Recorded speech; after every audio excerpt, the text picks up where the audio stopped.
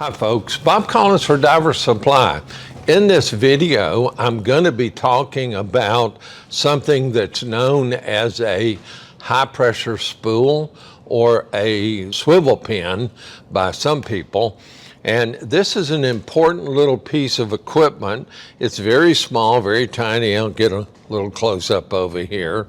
And essentially, it's a piece of metal with a collar on it, and it's got two very small O-rings on either side, and it has a very small hole that passes through the entire pin.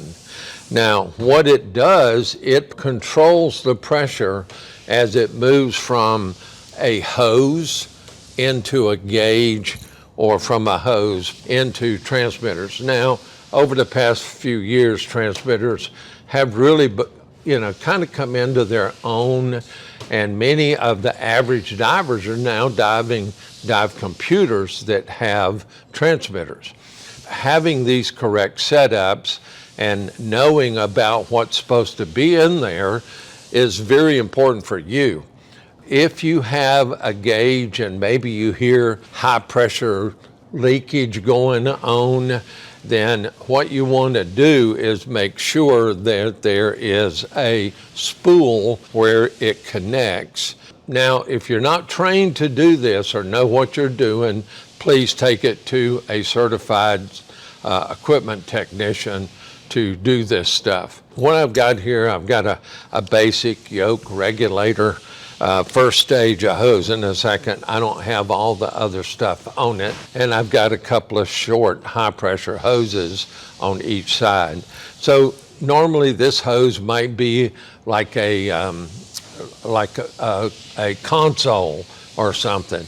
And maybe you're swapping out and you're just going to a gauge, because on this side, you're going to have a high pressure hose off this right side, and you're going to have a transmitter that's going to transmit to your wrist computer.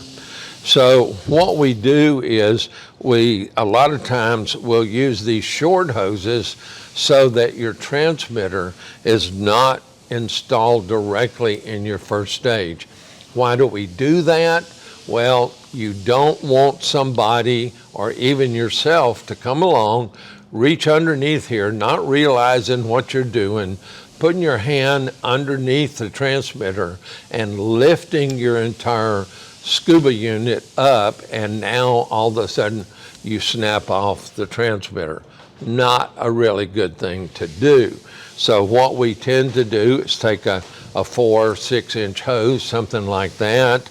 We'll install that into the first stage, and then we'll take our transmitter, we'll take a high pressure spool, put it into the transmitter like what you see there.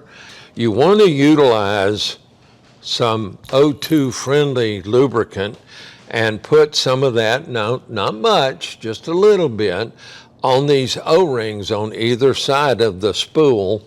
And then you're going to insert that into your gauge or in your transmitter, and then finger tight, slip it in. You see how this is moving very freely? So that's what you want. And what it does, it allows you, and of course this is normally on a longer hose, but this is just for an example. You want to be able to turn this, and this helps you with your hose routing. And on the transmitters, we put them off to the right.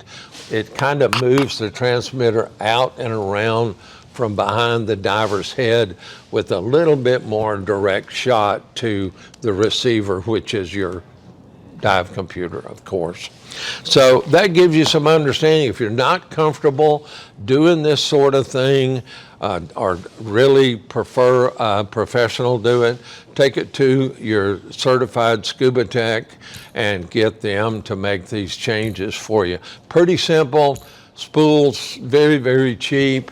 If you go and you buy a gauge, a lot of time the gauges come with a spool. Double check to make sure there's a spool in there. If you're going to do your transmitter and you're getting a 4 or a 6 inch hose, make sure you're getting a spool, because normally there's not a spool in the transmitter little case here. And if you enjoyed the video, you can give a shout out to Nick at headquarters, because he called me one day and said, hey, I've had a number of people ask me, why do they have a leak between their hose and their gauge? And they didn't really know that there was supposed to be a high pressure spool in there. So again, you can thank him. But Bob Collins for Diver Supply, be safe out there. Hope to see you again. Thanks a lot.